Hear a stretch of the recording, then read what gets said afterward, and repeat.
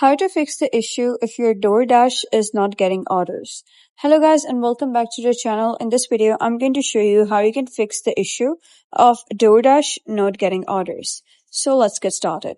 What you gotta do is head over to settings and then you gotta go to general, click on iPhone storage, and you gotta search for DoorDash over here.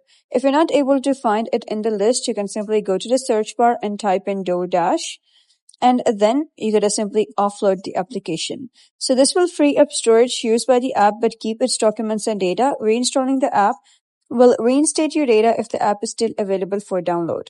Click on offload app again. And then you're going to click on reinstall app. And once the app is reinstalled, you'll be able to see that your issue has been fixed. So that is basically how you can fix the issue of DoorDash not getting orders. So if you found this guide helpful, give it a thumbs up and don't forget to subscribe for more helpful tutorials.